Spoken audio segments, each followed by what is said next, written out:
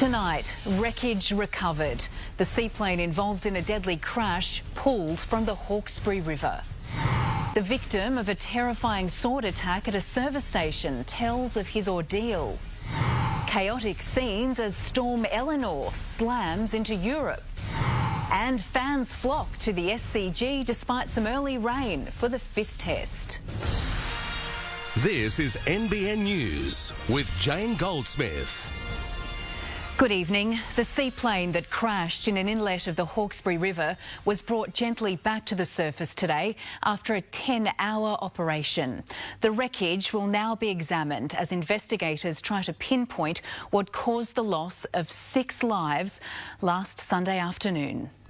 Coming up from the bottom of Jerusalem Bay, the sad wreck of the seaplane. The king tides currently affecting our coast have become something of an attraction at tea gardens. Patrons are booking for the experience of dining on the deck of the Boathouse restaurant as water rises through the floorboards and laps about their feet.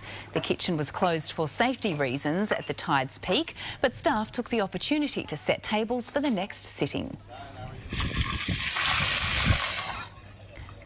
Locals and visitors alike are embracing the spectacle brought on by the gravitational pull of the full moon and the sun. Tide levels are expected to gradually return to normal from today.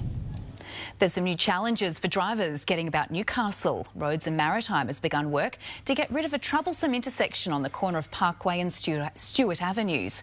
A new right turn lane will be built on Parkway with a right turn arrow added to the traffic lights. Meanwhile, the next phase of the city's light rail project has closed Hunter Street between Auckland and Union Streets. Detours are now in place. Still to come. A war of words breaks out between Donald Trump and a former ally.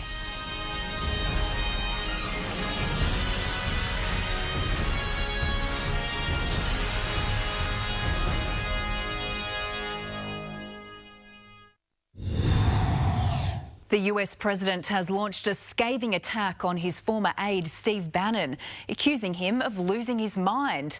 The pair is engaged in a grudge match over an explosive new book, which contains fresh claims about Donald Trump's White House. He was once a close friend, an insider in one of the most remarkable campaigns in US presidential history. Jane Azzopardi, NBN News.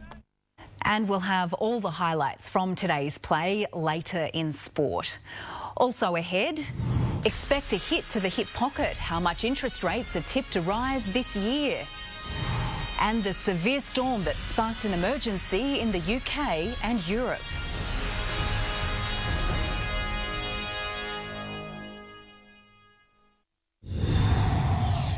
Two Australian tourists have been questioned by police in Bali after they were caught climbing the island's Mount Agung.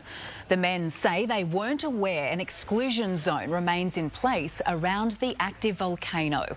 It's been spewing smoke and ash since November, with experts warning a major eruption could occur at any time. With winds of up to 160 kilometres an hour, Storm Eleanor has wreaked havoc across Europe, derailing trains, tearing down trees and grounding flights. Hundreds of thousands of homes were left without power across France, Switzerland and Germany, while in the UK, high tides caused a flood emergency. Struggling against the wind as it speeds through the snow, a train suddenly loses balance. Very nice indeed. Time for sport now with Samuel Djodan and an exciting end to the day one at the SCG, Sam. It's given England something to think about. Thank you, Jane. Coming up after the break, 2 late wickets put the tourists on the back foot in the 5th test. And Australia's teen tennis sensation upstages the world number 3.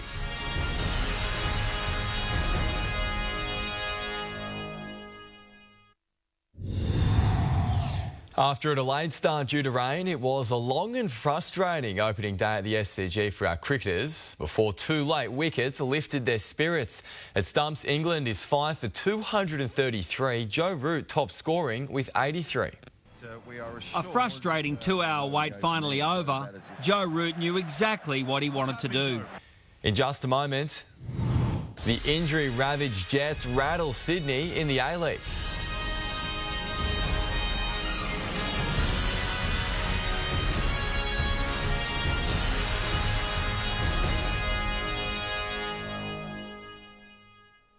Jan, I feel like those young kids. I can't wait for footy season to start. It's our year, Sam. It is. Stay with us. We'll check all the Hunter weather details next.